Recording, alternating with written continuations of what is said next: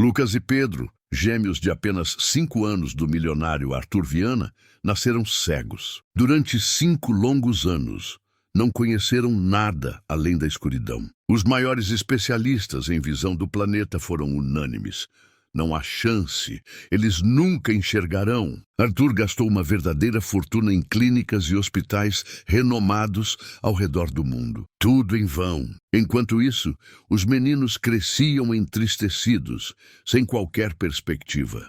Até que Clara, uma simples faxineira vinda da periferia, começa a trabalhar em sua casa. Poucas horas depois, algo inacreditável acontece. De repente, as crianças começam a gritar: "Papai, tem luz!" Eu consigo ver luz. Seus filhos estavam reagindo às cores pela primeira vez na vida. Mas o que essa mulher humilde descobriu sobre o verdadeiro estado das crianças é de deixar qualquer um revoltado. Os médicos ocultaram a verdade desde o início. E o mais impressionante, a solução que ela utilizou era tão simples que qualquer pessoa poderia ter tentado antes. O luxuoso apartamento de Arthur Viana, com vista panorâmica para a cidade de São Paulo, não era apenas um cenário de opulência, mas um palco de silêncio e desespero. Localizado na cobertura de um dos edifícios mais caros da Avenida Paulista, suas paredes de mármore polido e janelas de vidro do teto ao chão deveriam ser motivo de orgulho, mas para Arthur, elas eram apenas uma moldura vazia para a escuridão que dominava sua vida. O brilho do sol, que penetrava sem restrições pelas janelas, era um lembrete cruel do mundo que seus gêmeos de 5 anos, Lucas e Pedro, não podiam ver. Seus olhos, de um castanho profundo, eram bonitos, mas vazios, desprovidos da luz que ilumina o olhar das outras crianças. Eles nasceram com uma rara condição que os privou completamente da visão, uma sentença de escuridão que Arthur, com toda a sua fortuna e poder, era incapaz de reverter. Arthur Viana, um magnata do mercado imobiliário cujo nome era sinônimo de sucesso e ambição, tinha conquistado o mundo, mas havia falhado em sua missão mais importante: proteger seus filhos. Sua vida,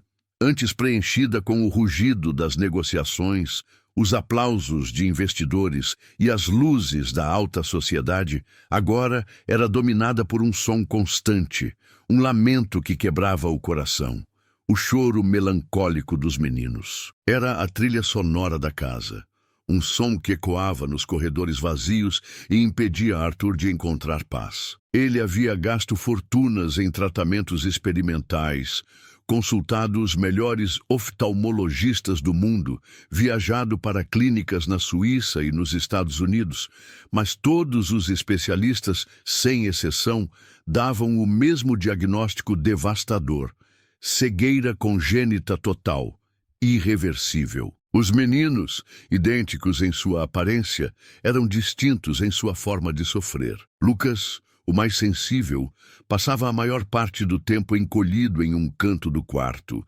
balançando o corpo para frente e para trás, um movimento rítmico que era sua única forma de expressão. Pedro, mais agitado, batia nas coisas com uma pequena colher de plástico, o som repetitivo e metálico enchendo o ar. Eles viviam em um universo de escuridão e sons limitados, isolados e deprimidos. Sua única interação com o mundo externo era através de babás especializadas, mulheres bem-intencionadas, mas que não conseguiam preencher o vazio deixado pela falta de visão. Elas seguiam um protocolo rigoroso, garantindo que os meninos estivessem alimentados e seguros, mas não conseguiam tocar suas almas. O toque era gentil, mas frio, o afeto profissional, mas distante. Arthur se sentia impotente e derrotado, apesar de todo o seu sucesso financeiro. A dor de Arthur era silenciosa, profunda e invisível para o mundo exterior. Ele não podia compartilhar seu sofrimento, pois a sociedade esperava que o rei do concreto, como a imprensa o chamava, fosse inabalável. No entanto, dentro de seu apartamento luxuoso, ele era apenas um pai de luto, carregando o peso de ter perdido a esposa, Sofia, no parto dos gêmeos.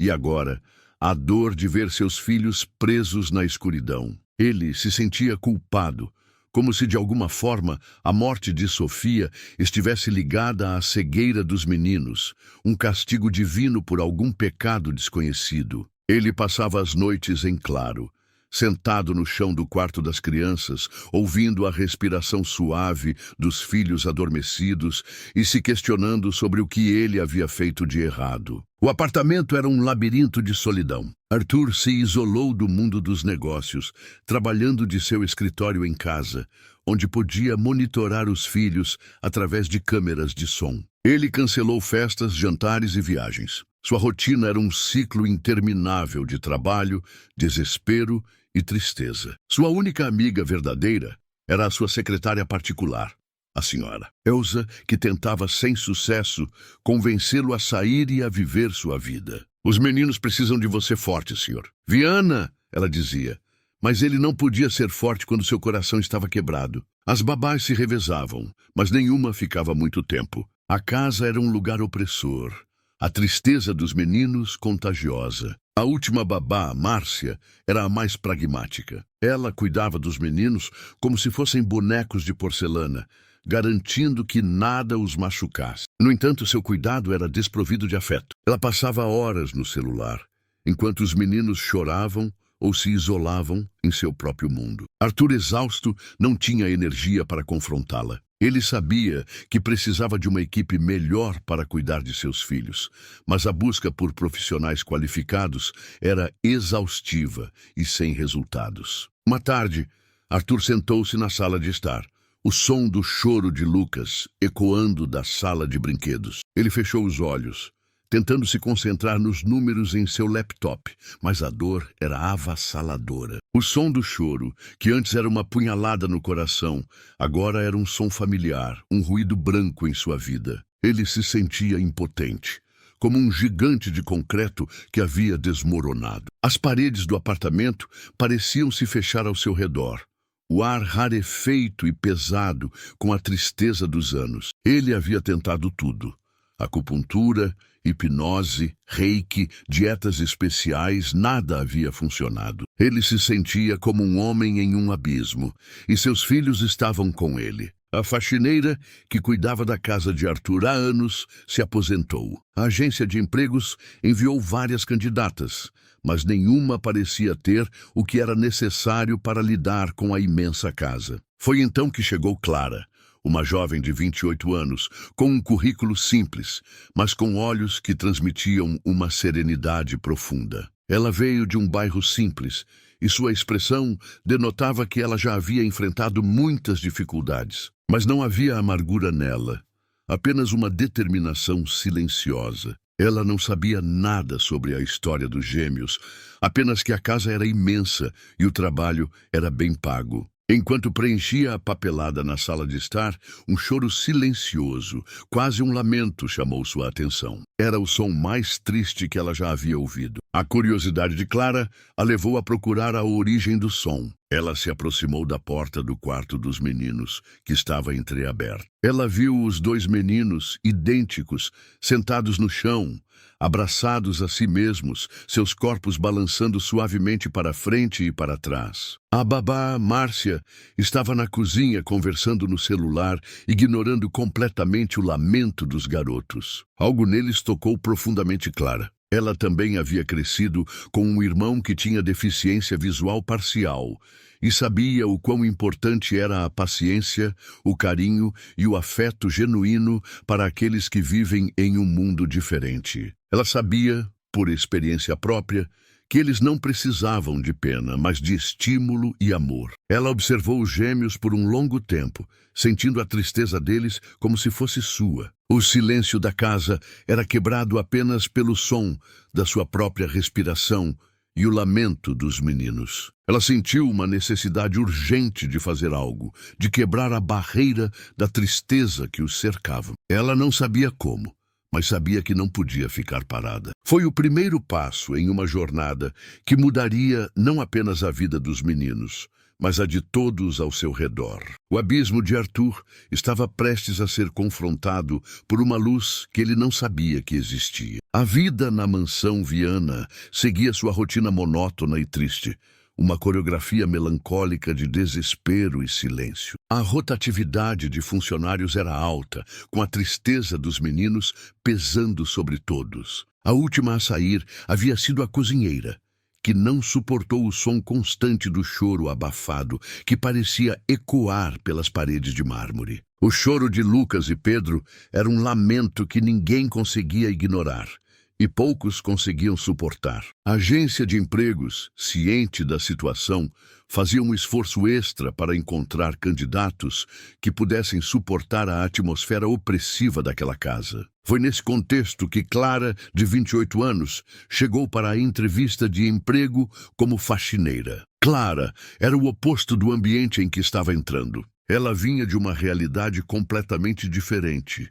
Um bairro simples na zona leste de São Paulo, onde a vida não era fácil, mas era vivida com resiliência. Sua expressão não era de felicidade, mas de quem já havia enfrentado muitas dificuldades e saído mais forte. Seus olhos castanhos, no entanto, transmitiam uma determinação serena, uma calma que parecia enraizada na experiência e na compaixão. Ela não sabia nada sobre a história dos gêmeos, apenas que a casa era imensa e que o trabalho, com seu salário generoso, seria uma oportunidade de ouro para ajudar sua família. Seu irmão, com deficiência visual parcial, era sua principal inspiração e a razão de sua busca incessante por um futuro melhor. Enquanto preenchia a papelada na imensa e fria sala de estar, um som chamou sua atenção. Não era um choro alto e furioso, mas um lamento silencioso e triste que parecia vir da alma. Era o tipo de som que a maioria das pessoas tenta ignorar ou abafar, mas para Clara era um convite. Ela havia crescido com o som de uma dor semelhante e sabia que por trás daquele lamento havia uma alma clamando por afeto. A babá dos meninos, uma mulher chamada Márcia, estava na cozinha, mexendo no celular, ignorando o sofrimento dos garotos como se fosse um ruído de fundo irritante. A indiferença da babá irritou Clara profundamente. Ela sentiu uma pontada de raiva e de tristeza. A curiosidade de Clara, combinada com sua empatia inata, a levou a se aproximar da porta do quarto. A porta estava entreaberta e ela espiou por um pequeno espaço. Ela viu os dois meninos, idênticos em sua aparência, sentados no chão de madeira polida. Eles estavam abraçados a si mesmos, balançando o corpo de um lado para o outro. Seus corpos pequenos e frágeis eram a única fonte de conforto que eles pareciam ter. Lucas, o mais sensível, tinha a cabeça baixa, enquanto Pedro, o mais agitado, balançava os braços no ar, como se estivesse tentando pegar algo que não existia. A cena era de partir o coração, e algo neles tocou Clara profundamente. Ela sabia, por experiência própria, que eles não precisavam de pena, mas de estímulo e afeto genuíno. A pena, ela sabia, era um fardo que só servia para isolar ainda mais a pessoa. O que eles precisavam era de alguém que enxergasse além da deficiência, que visse neles a criança, não o problema. Clara sentiu uma necessidade urgente de quebrar o silêncio e a tristeza. Ela sabia que não deveria interferir, que seu papel era apenas preencher os formulários e depois limpar a casa. Mas seu coração a impelia a fazer algo. Ela deu um passo para trás, fechando a porta suavemente, para não assustá-los. Ela decidiu que faria um esforço para conhecê-los de alguma forma, mesmo que isso significasse ultrapassar os limites de sua função. No dia seguinte, ela começou seu trabalho. O som do choro melancólico dos meninos era um lembrete constante de sua tristeza. A babá Márcia era o oposto de Clara. Era uma mulher de poucas palavras, que tratava os meninos como um problema a ser gerenciado. Ela os alimentava, os vestia e os colocava para dormir, mas não havia afeto em seu toque ou em sua voz. Sua indiferença era o que mais incomodava Clara. Clara pegou seu material de limpeza, uma cesta cheia de produtos e panos, e se aproximou do quarto. A babá, ainda na cozinha, não a notou. Com cautela, Clara bateu de leve na porta. "Olá, pequenos", ela disse com uma voz suave e melodiosa, que parecia uma canção. "Eu sou a Clara, e vim fazer a casa de vocês brilhar." A babada, Márcia, chegou nesse momento e a repreendeu. O patrão disse para não interferir nas crianças.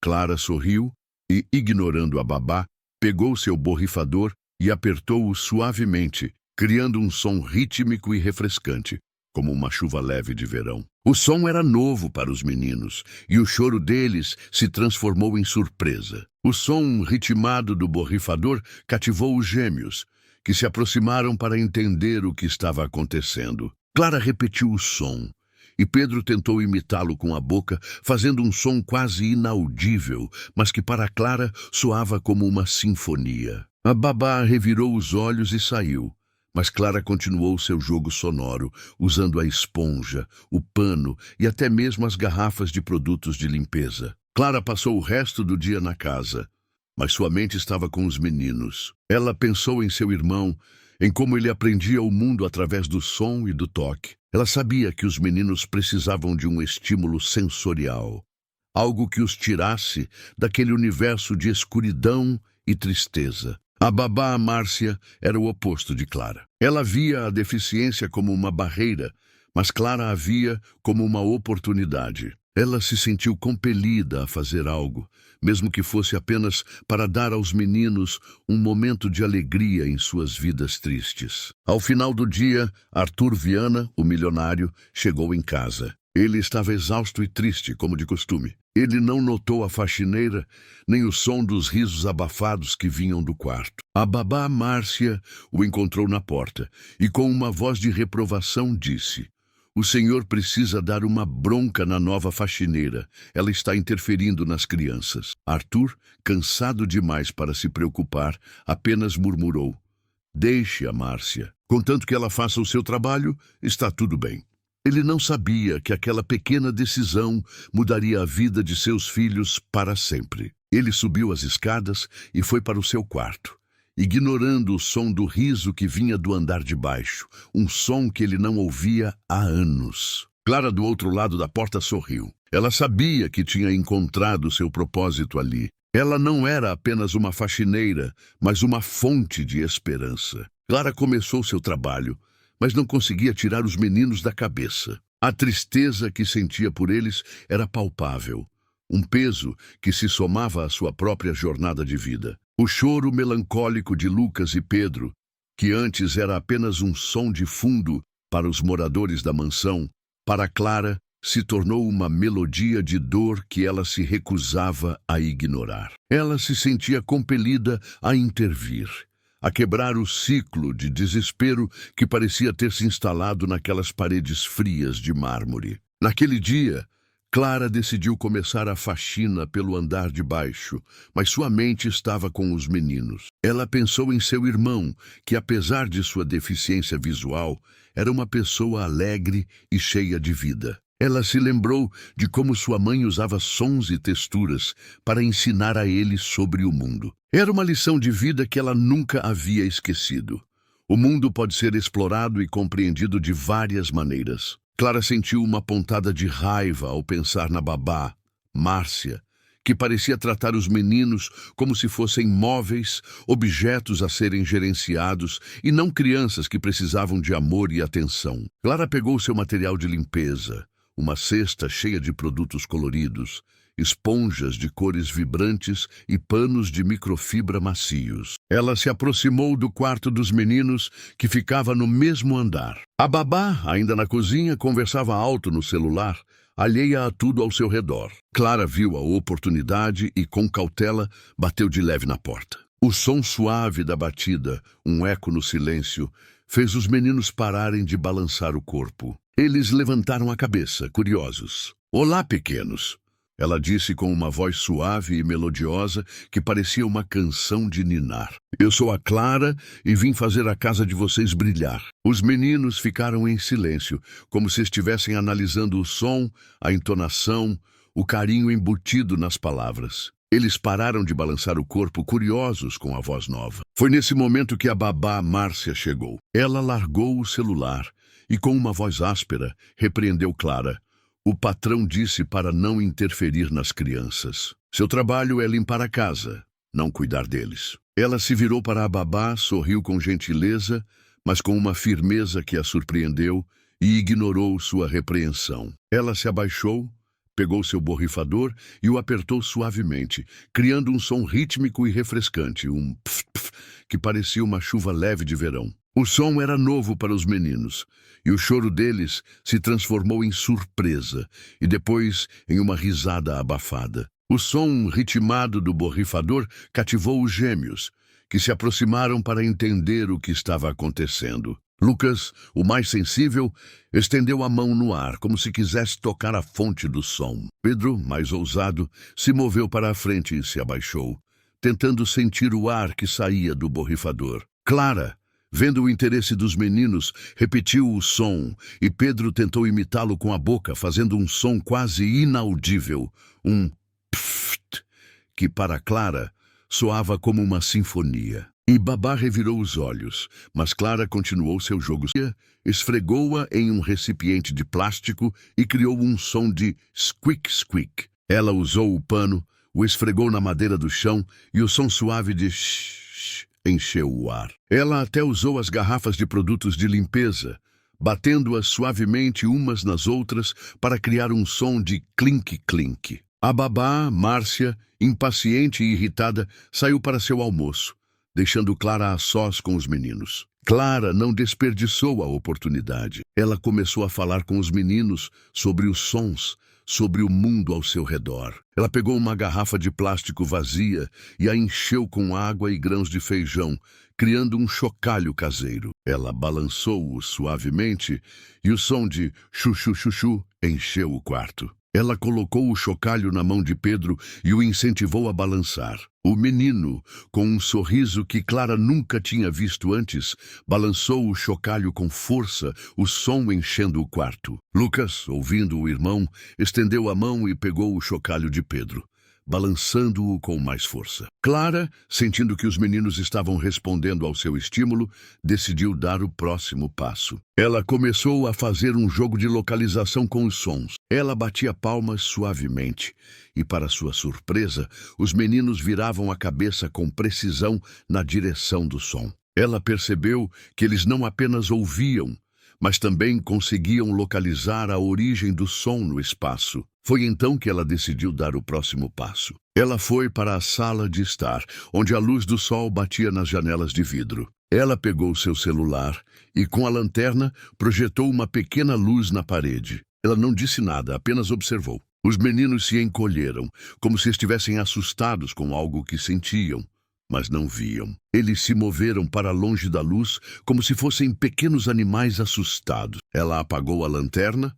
e imediatamente eles relaxaram. Clara tentou de novo, mas desta vez ela colocou a mão na frente da lanterna, criando uma sombra. Os meninos reagiram, novamente se encolhendo, mas a reação era diferente, mais sutil. Eles pareciam estar reagindo à mudança na intensidade da luz, não à luz em si. A descoberta deixou Clara com uma certeza inabalável. Os meninos não eram cegos, pelo menos não completamente. Eles tinham alguma capacidade de perceber luz e sombra. Essa era uma informação vital que os médicos haviam ignorado ou propositalmente escondido. Clara, com o coração acelerado, pensou em como os médicos haviam sido negligentes, ou pior, maliciosos. Ela se sentiu uma detetive que havia acabado de resolver um caso. Ela pensou em Arthur, o pai triste e desesperado, e sabia que precisava compartilhar sua descoberta com ele. O choro melancólico dos meninos, que antes era uma trilha sonora de desespero, agora era um som que ela se sentia capaz de mudar. Ela pegou sua cesta de limpeza e saiu da sala, mas com uma certeza: ela voltaria para os meninos. Ela sabia que tinha um propósito ali e que aquele era o começo de uma jornada que mudaria a vida de todos. Ela se sentiu uma heroína, mas não uma heroína de quadrinhos, mas uma heroína da vida real, que tinha o poder de dar a alguém algo que dinheiro nenhum no mundo poderia comprar: a esperança. A babá Márcia, com sua atitude apática e sua total falta de interesse no bem-estar emocional dos meninos, saiu para o seu horário de almoço. Para Clara foi um alívio. O silêncio que se seguiu não era mais o silêncio opressor da tristeza, mas a quietude de uma oportunidade. Ela estava a sós com os meninos e a responsabilidade de honrar a confiança que eles haviam depositado nela, mesmo que por um breve momento, era imensa. Clara sabia que estava desobedecendo a ordens diretas do patrão, mas a urgência de sua descoberta, a certeza de que havia algo mais a ser explorado naqueles olhos vazios, superava qualquer medo de ser repreendida ou demitida. Com o coração batendo forte, Clara decidiu arriscar. Ela sabia que precisava ir além do que o som podia oferecer. O som havia sido a chave para abrir a porta, mas a porta não se abriu por completo. O que ela precisava agora era da luz. Lentamente, ela se ajoelhou no chão macio do quarto. "Vamos brincar de esconde-esconde, pequenos", ela disse, com a voz suave, mas com um tom de aventura. Mas não é um esconde-esconde comum, é um jogo de sons. Lucas e Pedro, que antes eram apenas corpos balançando em um canto, agora eram pequenos exploradores, usando seus ouvidos como mapas. Clara, com um sorriso, bateu palmas novamente, desta vez do outro lado do quarto. Os meninos, em perfeita sincronia, viraram suas cabeças novamente, seus corpos se movendo em direção à fonte do som. Ela percebeu que eles não apenas ouviam, mas também conseguiam localizar a origem do som no espaço. Era como se eles tivessem um sistema de sonar interno, uma adaptação sensorial para compensar a falta de visão. A descoberta encheu Clara de uma euforia silenciosa. Ela sentiu que estava à beira de uma grande revelação. Era como se ela tivesse encontrado uma fenda na muralha da cegueira e que a luz estava prestes a entrar. Foi então que ela decidiu dar o próximo passo, o mais arriscado de todos. Ela foi até a sala de estar, onde o sol de outono entrava em feixes dourados através das enormes janelas de vidro. Ela pegou seu celular e, com a lanterna, projetou uma pequena luz na parede. Ela não disse nada, apenas observou. Os meninos, que antes estavam brincando com os sons, se encolheram, como se estivessem assustados com algo que sentiam, mas não viam. Eles se moveram para o canto da sala, abraçando-se, seus corpos tremendo levemente. Eles estavam reagindo à luz. Eles não podiam vê-la como nós vemos, mas podiam senti-la, como se a luz fosse uma presença física. Eles pareciam estar reagindo à energia da luz, a uma mudança sutil no ambiente, algo que os médicos, com suas máquinas e diagnósticos frios, haviam ignorado. Clara, vendo o medo nos meninos, apagou a lanterna e imediatamente eles relaxaram. Seus corpos voltaram a se mover com mais suavidade. O tremor parou. A respiração se acalmou. Ela tentou de novo, mas desta vez ela colocou a mão na frente da lanterna, criando uma sombra. Os meninos reagiram, novamente se encolhendo, mas a reação era diferente, mais sutil. Eles não se encolheram tanto, nem se moveram para o canto. Eles pareciam estar reagindo à mudança na intensidade da luz. A quebra da luz pela sombra, não a luz em si. Era uma reação de alerta, uma percepção residual que os médicos haviam descartado como inexistente. A descoberta deixou Clara com uma certeza inabalável. Os meninos não eram cegos, pelo menos não completamente. Eles tinham alguma capacidade de perceber luz e sombra, de sentir a presença da luz e sua ausência. Essa era uma informação vital que os médicos haviam ignorado. Clara, com o coração acelerado e a mente a mil, se sentiu uma detetive que havia acabado de resolver o crime. Ela sentiu uma mistura de euforia e raiva. Raiva pelos médicos que haviam negligenciado seus pacientes. E raiva por um sistema que havia falhado com duas crianças inocentes. Clara ficou na sala de estar por mais de 1 hora, fazendo experimentos com a luz e os meninos. Ela descobriu que eles reagiam a diferentes intensidades de luz, que a luz vermelha os acalmava e a luz azul os agitava. Ela descobriu que eles reagiam ao movimento da luz, a um feixe de luz que se movia pela parede. Eles não podiam ver a luz, mas podiam senti-la, percebê-la e reagir a ela. A percepção sensorial deles era tão aguçada que eles podiam sentir a luz como se fosse um toque, uma brisa. Clara, com um sorriso de vitória, se sentou no chão e abraçou os meninos. Ela os abraçou como se fossem seus, e eles, por sua vez, se aninharam em seus braços, como se tivessem encontrado um refúgio. O choro melancólico, que antes era uma trilha sonora de desespero,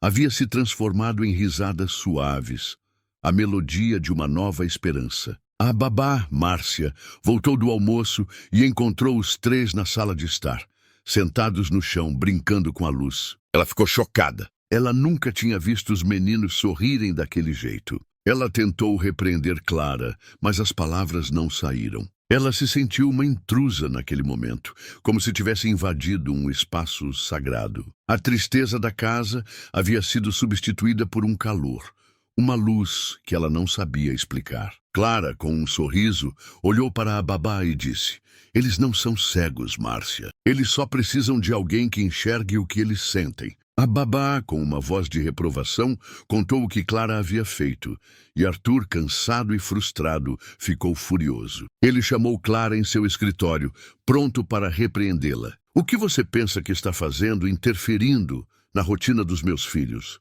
Ele perguntou com a voz carregada de raiva. Mal sabia ele que a resposta de Clara mudaria sua vida para sempre. A descoberta de Clara, o desafio que ela havia enfrentado e a luz que ela havia encontrado no abismo da escuridão era o começo de um milagre que a medicina havia falhado em encontrar. O sol do fim da tarde tingia as nuvens de um tom alaranjado e dourado, uma beleza que Lucas e Pedro sentiam, mas não viam. O apartamento de Arthur Viana, com suas vastas janelas e sua vista panorâmica, era um palco de silêncio, mas não de desespero. Não naquele dia. A tristeza havia sido substituída por um som de risos, uma melodia que não ecoava na casa há anos. Arthur, o magnata do mercado imobiliário, exausto de um dia de negociações difíceis, entrou em casa e ficou petrificado. Ele ouviu o som de seus filhos rindo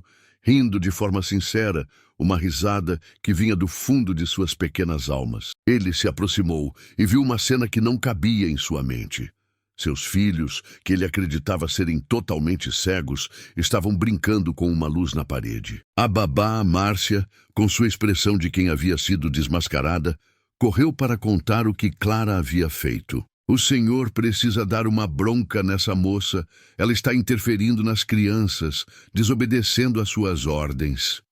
Ela tentou enquadrar a situação como um ato de rebeldia, mas a imagem dos meninos rindo, apontando para a luz na parede, falava mais alto que suas palavras. A raiva de Arthur, que estava prestes a explodir, foi substituída por um sentimento de incredulidade. Ele achava que era apenas a fantasia de uma funcionária, mas algo no tom de voz de Clara o fez reconsiderar. Arthur, com o coração acelerado e a mente confusa, chamou Clara em seu escritório. A sala era escura e imponente, com móveis de madeira maciça e livros empoeirados. Ele sentou-se em sua poltrona de couro e a encarou. "O que você pensa que está fazendo, interferindo na rotina dos meus filhos?"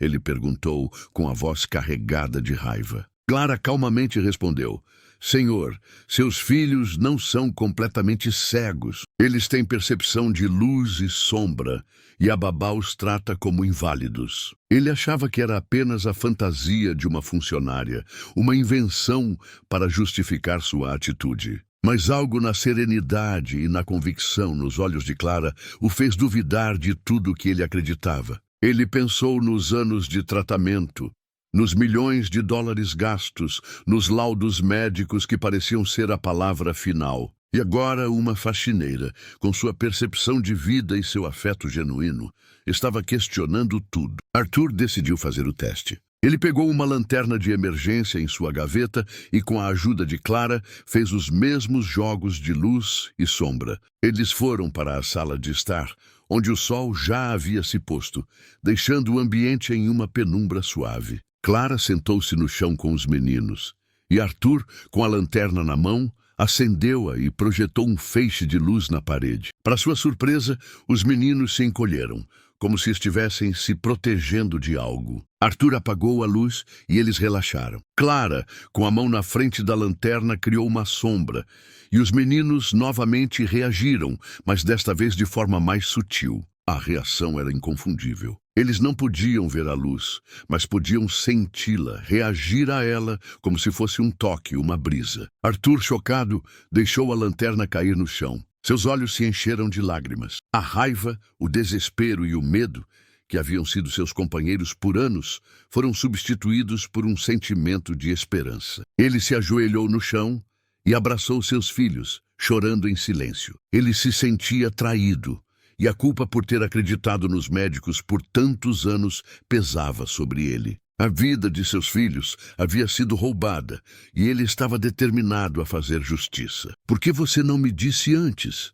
Ele perguntou a Clara, com a voz embargada pela emoção. "O senhor estava furioso, senhor," Clara respondeu. "E a babá estava me acusando. Eu precisava de uma prova que o senhor pudesse ver." Ele se sentiu um tolo, um homem que havia sido enganado por sua própria dor. Ele havia gasto fortunas em tratamentos e consultas, e a cura, a esperança, estava ali, na sua própria casa, nas mãos de uma faxineira. A revelação de Clara era mais do que uma descoberta, era um milagre. Ele se sentiu como um homem que havia caminhado em um deserto por anos e, de repente, encontrou uma fonte de água. Arthur, com a mente a mil, começou a questionar tudo. Ele se lembrou dos laudos, dos médicos, das promessas de cura que nunca se concretizaram. Ele se sentiu traído, e a raiva que antes era direcionada a Clara, agora era direcionada aos médicos. Ele sabia que tinha uma luta pela frente,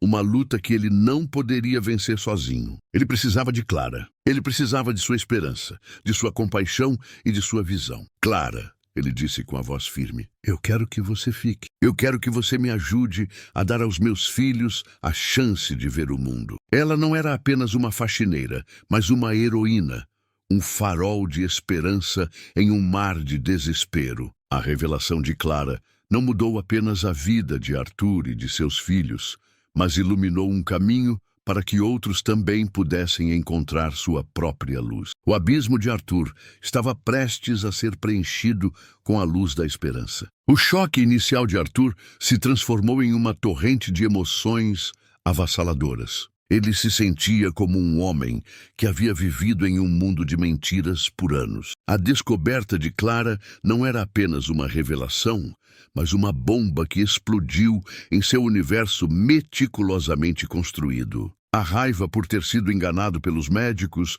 a culpa por ter acreditado neles e a esperança que se acendeu em seu coração, tudo se misturava em uma confusão emocional que ele não conseguia processar. Ele olhou para Clara, a faxineira, e viu nela não apenas uma funcionária, mas uma heroína. A mulher que, com um ato de bondade e intuição, havia feito o que os melhores oftalmologistas do mundo não conseguiram. Arthur, chocado e confuso, pediu a Clara para ficar. Ele a convidou para sentar-se em seu escritório, o mesmo local onde minutos antes ele havia planejado repreendê-la. O ambiente, antes um símbolo de sua solidão e desespero, agora parecia um campo de batalha, onde a verdade havia finalmente prevalecido. Arthur, com a voz embargada, pediu a Clara que contasse a ele tudo o que ela sabia. Ele ouviu atentamente enquanto ela descrevia os testes que havia feito, os sons, as reações, a percepção luminosa. Ele se sentiu um tolo. Como ele,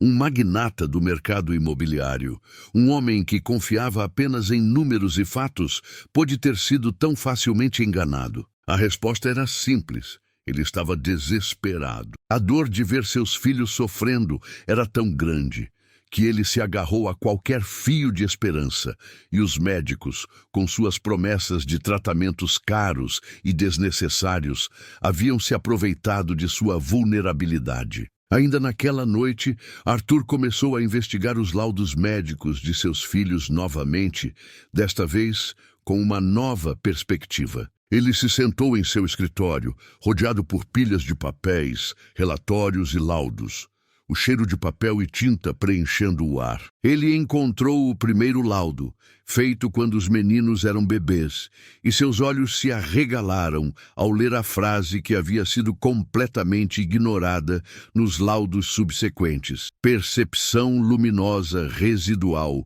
possivelmente presente, requer acompanhamento e estimulação visual. Essa informação vital crucial para o desenvolvimento de seus filhos, havia sido convenientemente omitida nos laudos posteriores. Ele se sentiu traído. Uma fúria incontrolável se apossou dele. Ele se lembrou das palavras do doutor Almeida, o médico responsável pelo diagnóstico inicial. Cegueira congênita total, irreversível.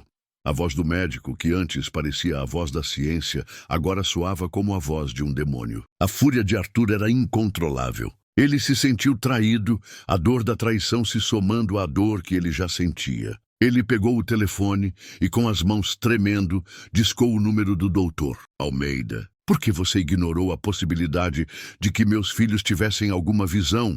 Ele gritou, com a voz carregada de raiva. O Dr. Almeida, pego de surpresa, tentou acalmá-lo, mas Arthur não cedeu. Você me disse que eles eram cegos, totalmente cegos. Você me fez gastar milhões de dólares em tratamentos que não serviam para nada. Você roubou a vida dos meus filhos. Almeida, em pânico, tentou se defender. Senhor Viana, nós fizemos o nosso melhor. A percepção luminosa residual é um fenômeno raro e, na maioria dos casos, não leva a uma visão funcional.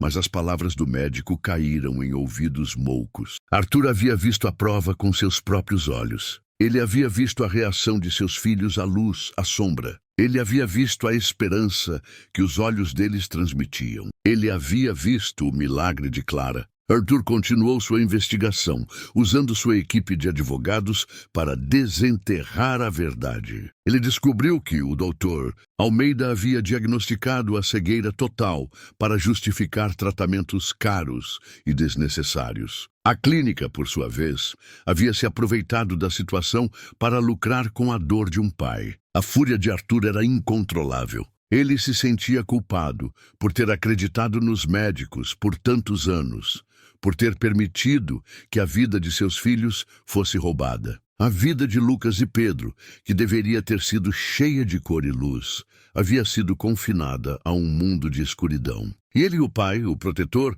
havia sido o cúmplice inconsciente. Clara, que permaneceu ao lado de Arthur durante toda a noite, ouviu o desabafo dele. Ela ouviu o magnata do mercado imobiliário, o homem de concreto, se transformar em um pai de luto. Ela se sentiu uma parte da dor dele, mas também uma parte da esperança. Ela sabia que a luta seria longa e difícil, que o doutor Almeida e sua clínica não se renderiam facilmente. Mas ela também sabia que Arthur, com sua determinação inabalável, não desistiria. A fúria de Arthur era uma força da natureza, um vulcão em erupção. Ele se sentia traído, e a dor por ter acreditado nos médicos por tantos anos pesava sobre ele. A vida de seus filhos havia sido roubada, e ele estava determinado a fazer justiça. Ele se virou para Clara, seus olhos cheios de lágrimas, mas também de uma determinação que ela nunca havia visto. Clara, ele disse com a voz firme, nós vamos lutar. Vamos lutar pela visão dos meus filhos.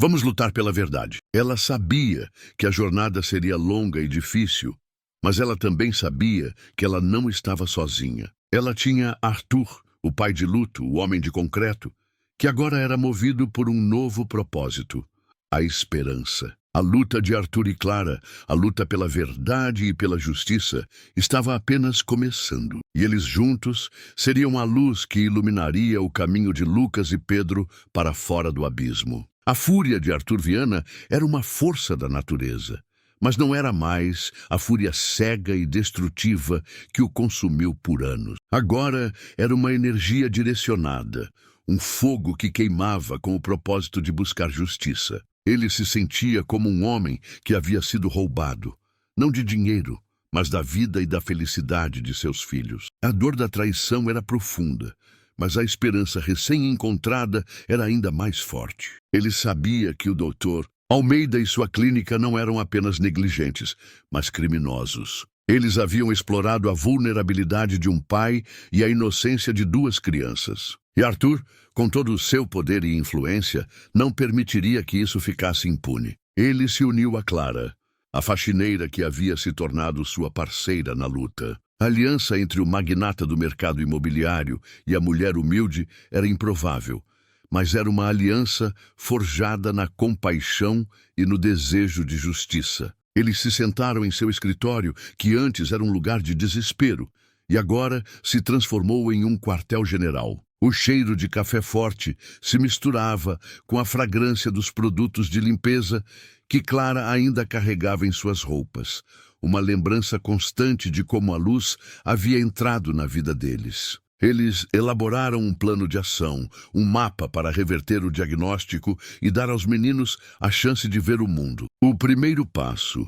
era encontrar um oftalmologista que pudesse reavaliar os gêmeos, mas a tarefa era mais difícil do que parecia. O Dr. Almeida, com suas conexões e sua influência, estava usando sua rede de contatos para sabotar qualquer tentativa de segunda opinião. Arthur tentou marcar consultas com os melhores especialistas, mas todos, sem exceção, davam a mesma desculpa.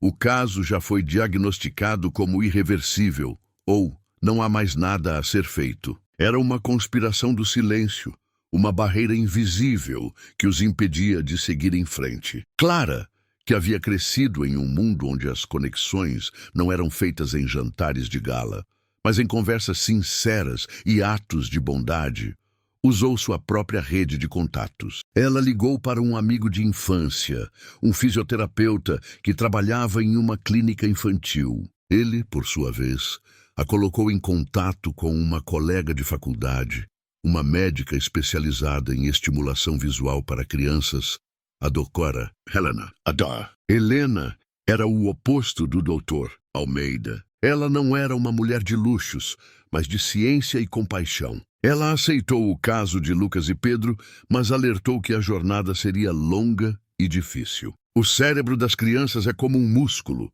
ela explicou a Arthur e Clara. Se ele não for usado, ele atrofia. Nós temos que reativar as sinapses, dar aos meninos um motivo para verem. Não será uma cura instantânea, mas com paciência e dedicação podemos melhorar a visão deles. Helena começava a trabalhar com os meninos. Arthur, determinado, contratou uma equipe de advogados para processar o doutor Almeida e a clínica. A imprensa, por sua vez, começou a se interessar pela história. A história do milionário que, com a ajuda de uma faxineira, descobriu que seus filhos não eram cegos, era irresistível. Repórteres de jornais e emissoras de TV começaram a ligar, a pedir entrevistas, a se aprofundar na história. A pressão sobre o Dr. Almeida e sua clínica aumentava a cada dia. Arthur se tornou o rosto da luta. Ele deu entrevistas, falou sobre a negligência dos médicos, sobre a importância de questionar os diagnósticos. Ele não tinha medo de expor sua vulnerabilidade, de mostrar sua dor. Ele se tornou um herói para muitas famílias que também sofriam com a dor de ter filhos com deficiência. Ele usou sua influência para contratar uma equipe de advogados de renome, que começou a desenterrar a verdade sobre a clínica do Dr. Almeida. Eles descobriram que não era a primeira vez que o médico havia sido acusado de negligência, mas que, devido às suas conexões e seu poder, ele havia conseguido abafar os escândalos. Clara, a heroína silenciosa, permaneceu nos bastidores, cuidando dos meninos, incentivando-os, ajudando a doutora. Helena com os exercícios de estimulação visual. Ela usava objetos coloridos, luzes, sons e texturas para dar aos meninos um motivo para ver. Ela era o elo entre a ciência e o amor. Ela era a prova de que a intuição de uma pessoa comum pode ser mais poderosa que o conhecimento de um especialista. O plano de ação estava em andamento. A justiça estava sendo buscada e a esperança estava sendo cultivada. A luta dos gêmeos pela visão estava apenas começando, mas eles não estavam mais sozinhos. Eles tinham Arthur, o pai que agora estava presente e determinado a lutar por eles. Eles tinham Clara, a faxineira que havia se tornado sua fonte de esperança. E eles tinham Dr. Helena, a médica que acreditava no poder da ciência e da compaixão. O abismo de Arthur estava sendo preenchido não com concreto, mas com a luz da esperança e da justiça. A história de Arthur Viana e seus gêmeos, que antes era um segredo doloroso, confinado às paredes de sua mansão, explodiu na mídia como uma bomba. A narrativa era irresistível. Um magnata do mercado imobiliário, um pai desesperado, uma faxineira intuitiva e uma conspiração médica que privou duas crianças da visão. A imprensa, sempre em busca de histórias que cativam e chocam, se agarrou a cada detalhe. A história dos gêmeos cegos, que começaram a ver graças a uma faxineira, se tornou viral, um fenômeno que dominou as manchetes e as conversas em todo o país. A mídia se dividiu em duas frentes. De um lado, jornalistas e comentaristas que defendiam a história, apresentando-a como um conto moderno de esperança e superação. Eles mostravam o progresso dos meninos, os vídeos de Lucas e Pedro brincando com a luz e os sons e as lágrimas de Arthur Viana em entrevistas emocionantes. Do outro lado, havia os céticos e os que defendiam o status quo. Eles acusavam a história de ser um golpe de marketing, uma invenção para denegrir a imagem de uma clínica renomada e de um médico respeitado. Eles questionavam a credibilidade de Clara, a chamando de a faxineira mística e a charlatã do milagre. A batalha não era mais apenas judicial, era uma guerra de narrativas na esfera pública. O Dr. Almeida, desesperado e sentindo a pressão da opinião pública, tentou desmentir a história. Ele deu entrevistas em programas de televisão, aparecendo com sua esposa, um quadro de família perfeita, e se defendeu com a arrogância de um homem acostumado a ter a última palavra. É lamentável que a dor de um pai e a inocência de crianças sejam usadas para um golpe de marketing, ele declarou em uma coletiva de imprensa. Ele apresentou laudos gráficos e depoimentos de outros médicos, tentando provar que o diagnóstico de cegueira total era inquestionável. Ele usou sua influência para silenciar qualquer um que ousasse questioná-lo, ameaçando com processos judiciais e usando seu poder para minar a credibilidade da doutora Helena, a nova médica dos gêmeos. No entanto, as evidências do progresso dos meninos eram irrefutáveis.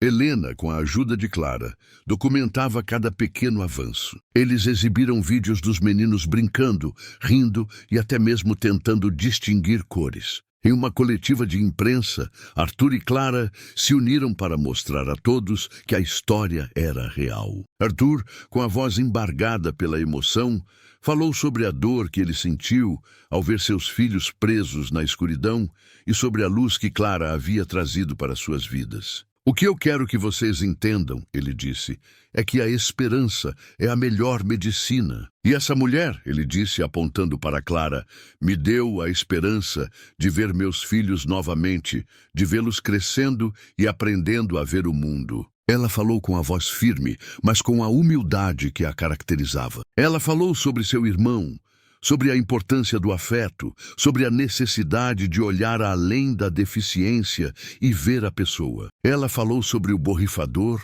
o som, a luz e a sombra, e mostrou aos jornalistas como ela havia feito os meninos reagirem. Eu não sou uma médica, ela disse.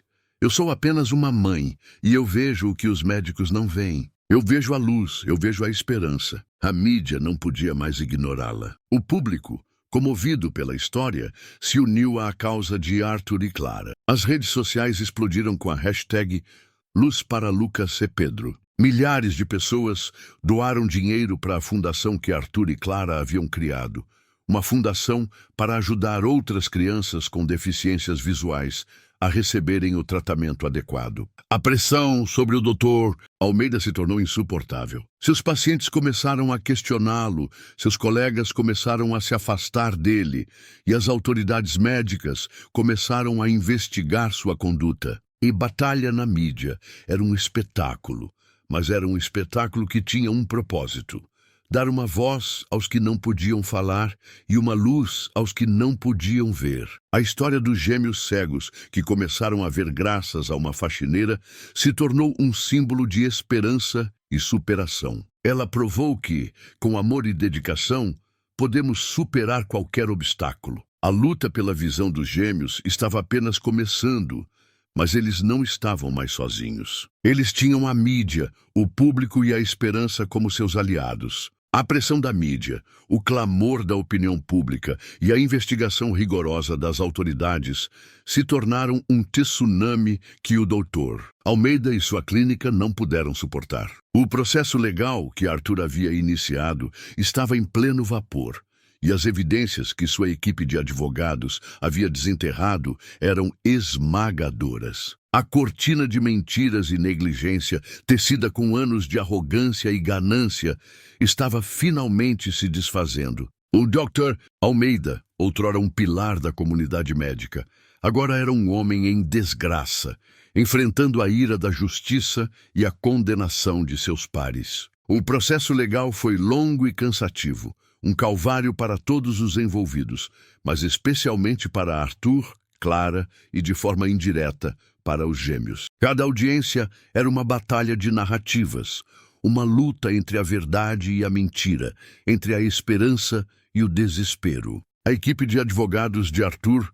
apresentou laudos, depoimentos de especialistas e as evidências documentadas por Clara e a doutora Helena. Os vídeos dos meninos, que antes pareciam apenas a brincadeira de uma faxineira, agora eram a prova irrefutável de que eles não eram totalmente cegos. As imagens de Lucas e Pedro rindo, se movendo em direção à luz e tentando distinguir cores, se tornaram a peça central do caso.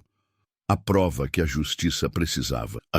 Helena foi a estrela do processo. Ela apresentou um laudo detalhado, minucioso, que desvendou a negligência do Dr. Almeida. O laudo mostrou que os gêmeos tinham 30% de visão residual, uma condição que, com o treinamento e a estimulação visual corretos, poderia ser melhorada significativamente. Ela explicou que o cérebro das crianças é incrivelmente maleável e que, com os estímulos certos, as sinapses poderiam ser reativadas, criando novas conexões e permitindo que eles aprendessem a ver de uma nova forma. Ela também explicou que a negligência do Dr. Almeida havia causado um atraso no desenvolvimento dos meninos, um dano que poderia ter sido evitado se o diagnóstico inicial tivesse sido levado a sério. O Dr. Almeida, desesperado e sem ter mais para onde correr, tentou se defender,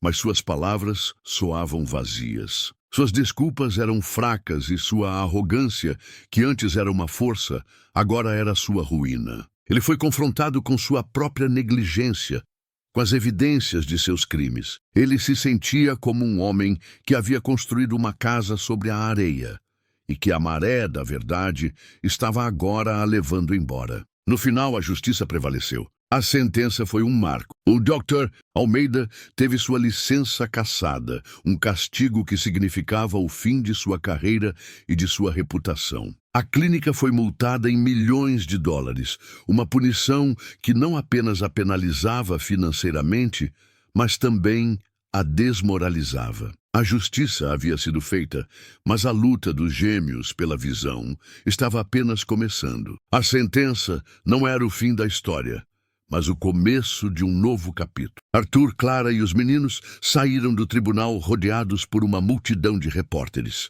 Arthur, que antes era um homem triste e deprimido, estava com um sorriso no rosto. Ele segurava a mão de Clara, a mulher que havia trazido a luz para sua vida. Ele se sentia leve, como se um peso tivesse sido tirado de seus ombros. A culpa, o desespero e a raiva haviam sido substituídos por um sentimento de alívio e gratidão. A luta dos gêmeos pela visão estava apenas começando. Eles agora tinham a esperança de ver, e a alegria em seus olhos era o maior prêmio de todos. A visão residual de 30% não era perfeita, mas era um começo. Era uma porta que havia sido aberta, uma janela para o mundo que eles não podiam ver. A casa de Arthur, que antes era um cenário de silêncio e desespero, agora era um cenário de alegria e esperança. A vida dos meninos, que antes era confinada a um mundo de escuridão, agora era cheia de cores, formas e luzes. O milagre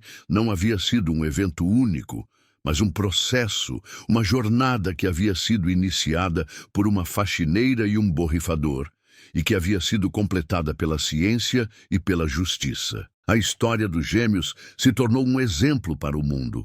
Uma prova de que a fé e a esperança são as melhores ferramentas para curar o impossível. A alegria em seus olhos era a prova viva de que o amor pode superar qualquer obstáculo. Eles estavam prontos para a próxima fase, para o futuro que os esperava, um futuro que pela primeira vez seria brilhante. A vida na mansão Viana, que antes era um cenário de silêncio, desespero e opulência fria, mudou por completo. A casa, antes um mausoléu de tristeza, agora era um lar repleto de risadas, descobertas e a luz de uma nova esperança. As paredes de mármore e as janelas panorâmicas, que antes pareciam apenas um lembrete cruel do mundo que os gêmeos não podiam ver, agora eram uma tela em branco, prontas para serem preenchidas com cores, formas e a alegria da visão. A vitória legal contra o Dr. Almeida foi um marco, mas o verdadeiro trabalho, a verdadeira jornada estava apenas começando. Com a ajuda de Clara e da doutora Helena, os gêmeos Lucas e Pedro começaram a frequentar sessões de estimulação visual.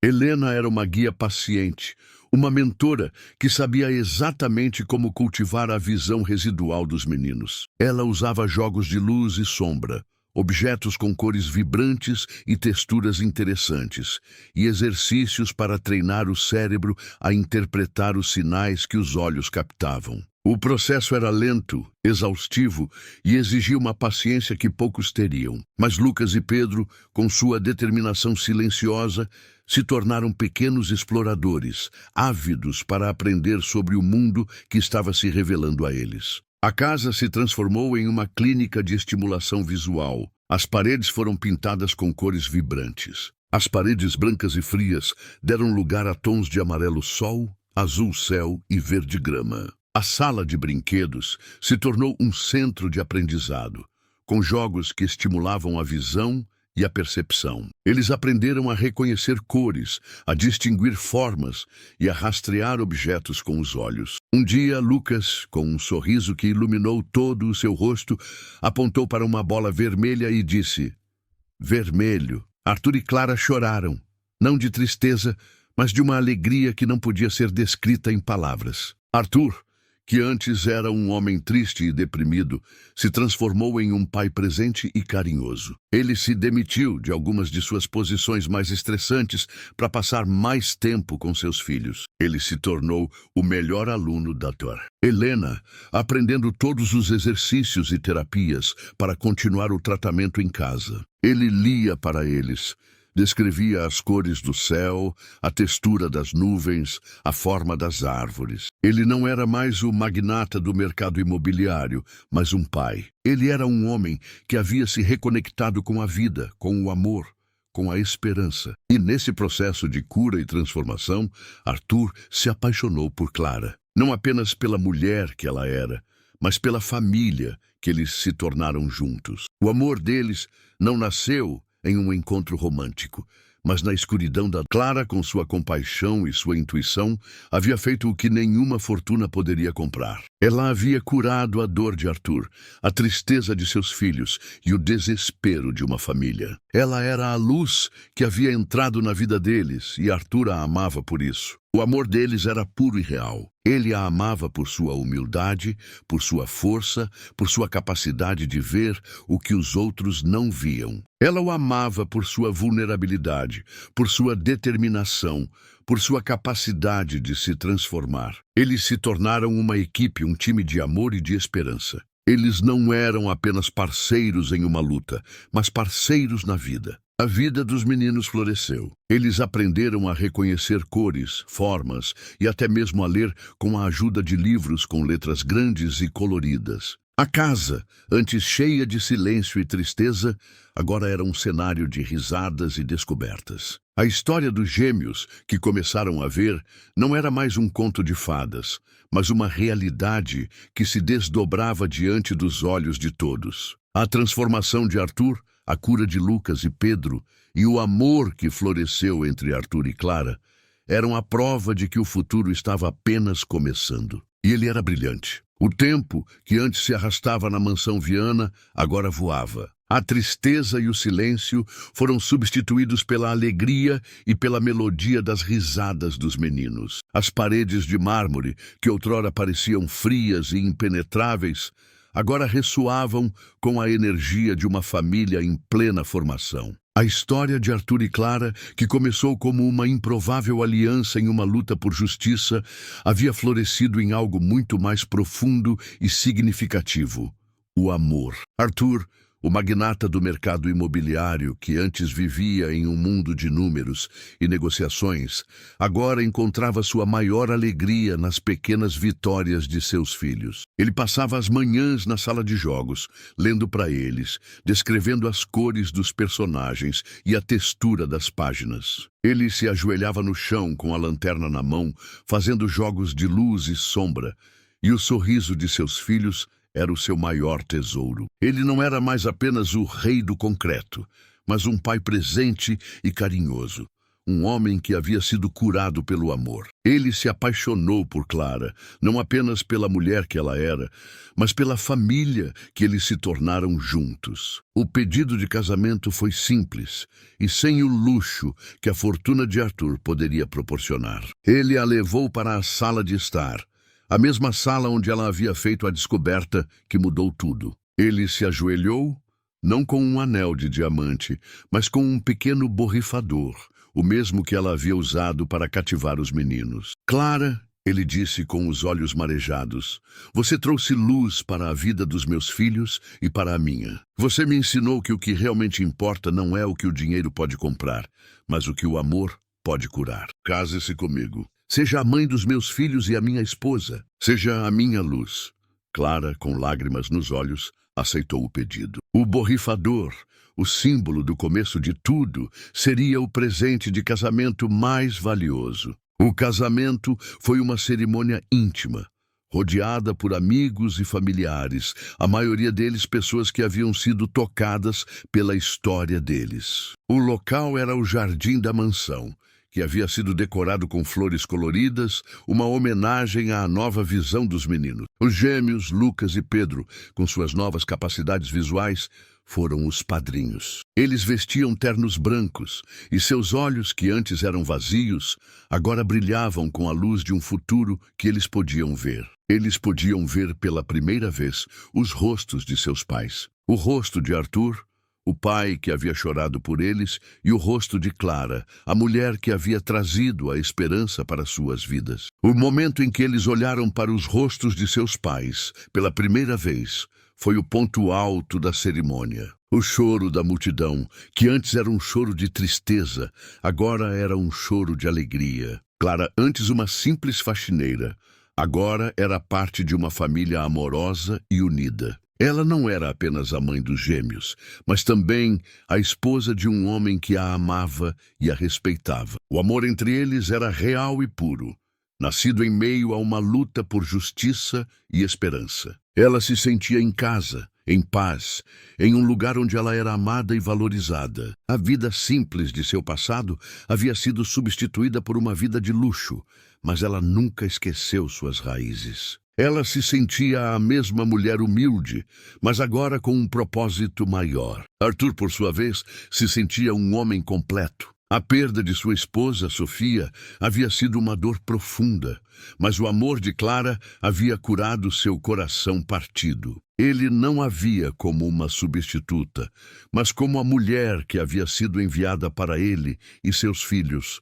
A mulher que havia sido a luz em sua escuridão. Eles se tornaram uma família que havia sido construída na base da dor, mas que havia se fortalecido com o amor. A história deles, que se tornou viral, inspirou outras famílias a questionarem diagnósticos e a lutarem por seus filhos. Clara, que sempre foi uma mulher simples e humilde, se tornou uma heroína, um símbolo de esperança e superação. Ela provou que, com amor e dedicação, podemos superar qualquer obstáculo. O amor entre eles era real e puro, nascido em meio a uma luta por justiça e esperança. A nova família Viana era a prova viva de que o amor pode superar qualquer obstáculo. O futuro deles era brilhante e eles estavam prontos para vivê-lo juntos. O casamento de Arthur e Clara não foi apenas o final de uma batalha e o começo de uma nova família. Foi o ponto de partida para um legado que transcenderia suas próprias vidas. A história de como uma faxineira, movida pela intuição e pelo amor, desvendou uma mentira médica e trouxe luz para a vida de duas crianças, se tornou viral. E com a visibilidade veio a responsabilidade. Arthur e Clara sabiam que a vitória deles não era apenas deles. Era uma vitória para todas as famílias que, em algum lugar, enfrentavam a mesma escuridão e o mesmo desespero. Eles decidiram usar sua plataforma, sua fortuna e sua experiência para criar algo que ajudaria outras crianças com deficiências visuais a receber o tratamento adequado. Juntos eles criaram a Fundação Clara e Arthur Viana. O nome, uma homenagem ao ponto de partida daquela jornada, era um símbolo de que a esperança pode nascer nos lugares mais inesperados. A fundação não era apenas uma organização de caridade, era um movimento. O objetivo principal era financiar pesquisas em estimulação visual para crianças, além de fornecer tratamento, terapias e apoio emocional para famílias que não tinham os recursos financeiros de Arthur. Eles recrutaram a Dr. Helena para liderar a equipe médica da fundação e a casa, que antes era apenas um consultório particular para os gêmeos, se tornou a sede da organização. A história deles inspirou outras famílias a questionarem diagnósticos, a não se conformarem com a primeira opinião médica e a lutarem por seus filhos. As redes sociais se tornaram um fórum para pais compartilharem suas histórias, pedirem ajuda e encontrarem apoio. Clara, que sempre foi uma mulher simples e humilde, se tornou uma heroína, um símbolo de esperança e superação. Ela deu palestras em comunidades carentes, visitou hospitais e conversou com pais que estavam passando pelo mesmo desespero que Arthur havia sentido. Ela provou que, com amor e dedicação, podemos superar qualquer obstáculo. Clara se dedicou de corpo e alma à fundação. Ela não era apenas a esposa do milionário ou a mãe dos gêmeos. Ela era a alma do movimento. Ela usou sua experiência de vida, sua compaixão e sua intuição para conectar com as famílias. Ela os ouvia, os confortava e os inspirava. Ela se tornou a voz de uma geração que acreditava no poder da esperança. A história deles, que se tornou viral, não foi apenas uma notícia de um dia, mas um legado que continuaria a crescer. Arthur, por sua vez, usou sua expertise no mundo dos negócios para expandir a fundação. Ele organizou eventos de gala, atraiu doadores e usou sua influência para garantir que a fundação tivesse os recursos necessários para ajudar o maior número de crianças possível. Ele não era mais apenas o rei do concreto, mas um filantropo, um homem que usava sua fortuna para construir um futuro melhor para os outros. Ele e Clara se tornaram uma equipe perfeita. Uma união de duas forças diferentes que juntas podiam fazer a diferença. O casamento de Arthur e Clara foi apenas o começo de um novo capítulo. Juntos eles criaram uma fundação que daria a outras crianças a chance de ver o mundo. A história deles inspirou outras famílias a questionarem diagnósticos e a lutarem por seus filhos. Clara, que sempre foi uma mulher simples e humilde, se tornou uma heroína, um símbolo de esperança e superação. Ela provou que, com amor e dedicação, podemos superar qualquer obstáculo. A Fundação Viana era a prova viva de que o amor pode superar qualquer obstáculo. O legado de Clara era a prova de que a luz pode nascer em meio à escuridão. O legado de Clara e Arthur se estendeu muito além das paredes de sua mansão e dos limites da fundação. A história de superação e esperança deles ressoou em todo o mundo. Helena, a oftalmologista que foi fundamental para o diagnóstico e tratamento dos gêmeos, sabia que o trabalho de Clara merecia um reconhecimento maior, um palco que fosse além das manchetes de jornais e das entrevistas de televisão. Por isso, ela a convidou para dar uma palestra em uma conferência internacional sobre oftalmologia pediátrica, um evento que reuniria os maiores especialistas da área no mundo. Clara, que antes tinha vergonha de sua origem humilde, agora subia ao palco com orgulho. Ela não usava roupas de grife ou joias caras, mas um vestido simples e elegante que refletia sua essência. Ela estava nervosa, mas a presença de Arthur e dos meninos que estavam na primeira fila a encheu de coragem. Eles agora podiam vê-la. Não apenas com os olhos, mas com o coração, e isso era tudo o que ela precisava. Ela começou a palestra com a voz trêmula, mas à medida que falava, sua confiança crescia. Ela contou sua história, a história do choro melancólico dos meninos, da indiferença da babá, da intuição que a levou a pegar um borrifador e a criar um som. Ela falou sobre a descoberta, sobre a percepção de luz e sombra e sobre a incredulidade dos médicos. Ela não os acusou, mas usou sua história como um exemplo de como a medicina, às vezes, pode falhar em ver a pessoa por trás do diagnóstico. Ela falou sobre o poder da intuição e do amor, e sobre a importância de olhar além da superfície e de acreditar no impossível. Clara se tornou a voz de uma nova abordagem na oftalmologia pediátrica. Ela não falou em termos técnicos ou científicos, mas em termos de amor, de paciência e de esperança. Ela mostrou vídeos dos meninos brincando, rindo e aprendendo a reconhecer cores. Ela mostrou as pequenas vitórias que haviam se transformado em um milagre. Ela provou ao mundo que a fé e a esperança são as melhores ferramentas para curar o impossível. Ela provou que o amor tem o poder de curar muito mais que apenas os olhos. A plateia, composta por centenas de oftalmologistas e especialistas, estava em silêncio. Eles estavam acostumados a palestras sobre novas tecnologias e tratamentos inovadores, mas nunca sobre a intuição de uma faxineira. A história de Clara tocou seus corações, e muitos deles se sentiram inspirados a reavaliar seus próprios métodos e a se reconectar com a humanidade de seus pacientes. Ao final da palestra, a plateia se levantou e a aplaudiu de pé. O aplauso era ensurdecedor.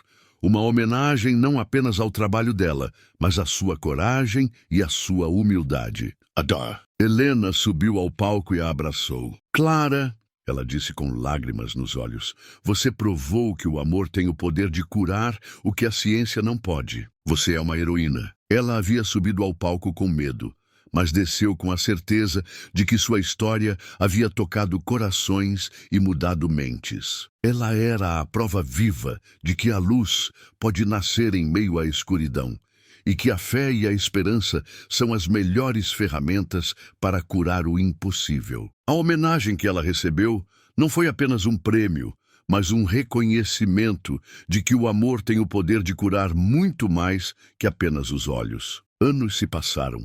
E a mansão Viana, que antes era um cenário de silêncio e desespero, agora era cheia de vida, risadas e a energia vibrante de dois adolescentes. Lucas e Pedro, que antes viviam em um universo de escuridão e sons, agora viam o mundo, não com a clareza de 100%, mas com uma visão de 30% que para eles era um milagre. Eles aprenderam a ler, a jogar, a praticar esportes adaptados e a se mover com confiança. Suas vidas, que haviam sido roubadas por um diagnóstico falso, agora eram cheias de propósito e esperança. A jornada deles não havia sido fácil, mas a luta valeu a pena. O que eles não sabiam é que sua história se tornaria um farol de esperança para outros. Eles se tornaram ativistas, lutando pelos direitos de pessoas com deficiência. Eles usaram sua história para inspirar outras pessoas a não desistirem de seus sonhos, a questionarem diagnósticos, a lutarem pela verdade e a acreditarem no poder da esperança. Eles se tornaram a voz de uma geração que acreditava que o amor e a determinação podem superar qualquer obstáculo. Lucas, o mais sensível dos dois, se tornou um músico. Ele não apenas ouvia a música, mas a sentia, a via em cores e formas. Ele usava sua percepção luminosa residual para criar obras de arte que combinavam sons e luzes. Ele compunha músicas que descreviam o que ele via e sentia, e suas melodias eram cheias de esperança e emoção. Pedro, o mais ousado, se tornou um atleta. Ele praticava esportes adaptados e era um nadador de destaque. Ele usava sua percepção de luz e sombra para navegar na água, e a sensação de liberdade era seu maior prêmio. Eles usaram sua plataforma para falar em escolas, hospitais e conferências,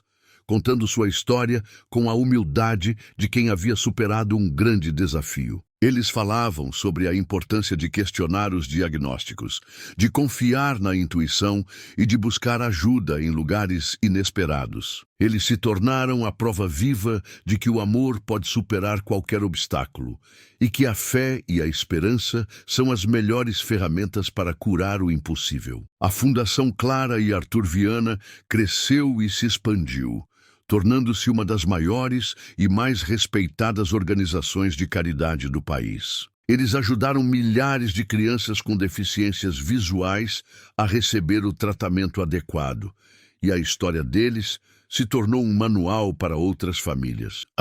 Helena, que liderava a equipe médica da fundação, se tornou uma referência mundial em estimulação visual para crianças, e sua abordagem, inspirada por Clara, era agora ensinada em universidades e clínicas de todo o mundo. A vida de Arthur e Clara, que havia começado em um universo de desespero e solidão, agora era cheia de propósito e amor. Eles eram uma família, uma equipe, uma união de duas forças diferentes que juntas podiam fazer a diferença. O amor entre eles era real e puro, nascido em meio a uma luta por justiça e esperança. Eles se tornaram a prova viva de que o amor pode curar muito mais que apenas os olhos. A história deles, que começou com um grito de desespero, se transformou em uma melodia de superação. Eles se tornaram a prova viva de que o amor pode superar qualquer obstáculo. A luta deles, que havia sido tão longa e difícil,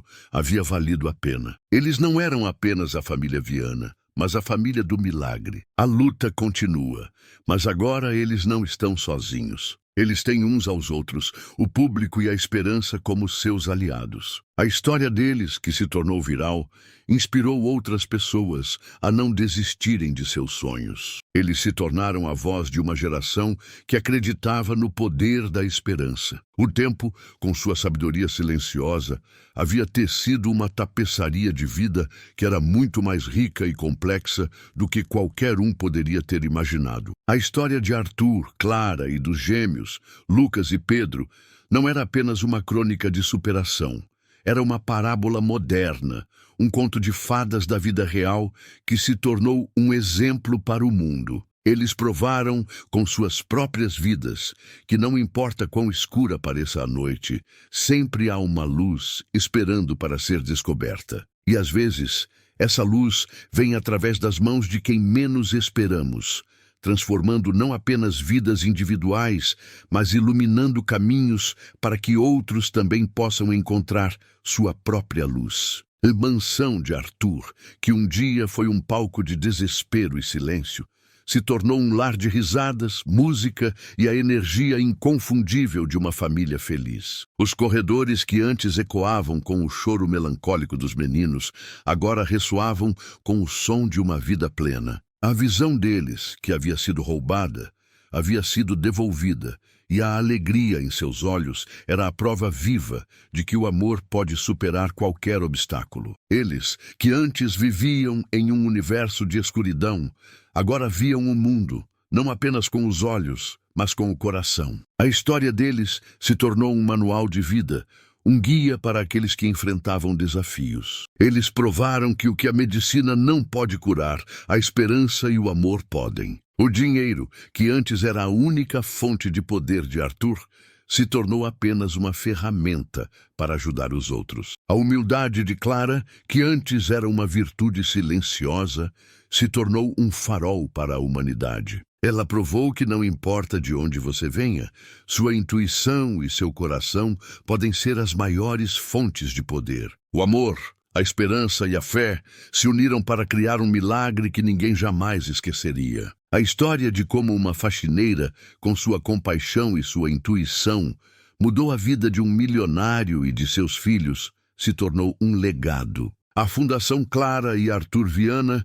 que começou com uma simples ideia, se tornou um movimento global, ajudando milhares de crianças com deficiências visuais a receberem o tratamento adequado. Eles se tornaram a voz de uma geração que acreditava no poder da esperança. A lição final da história de Arthur e Clara é que a vida, com suas dores e suas alegrias, é uma jornada de descobertas. Arthur descobriu que a verdadeira riqueza não está nas contas bancárias, mas no amor da família. Clara descobriu que a maior riqueza não está nos bens materiais, mas na capacidade de amar e de ajudar os outros. E os meninos, Lucas e Pedro, que antes viviam em um mundo de escuridão, descobriram que a luz não é apenas algo que se vê, mas algo que se sente, que se vive. A história deles, que começou com um grito de desespero, se transformou em uma melodia de superação. Eles se tornaram a prova viva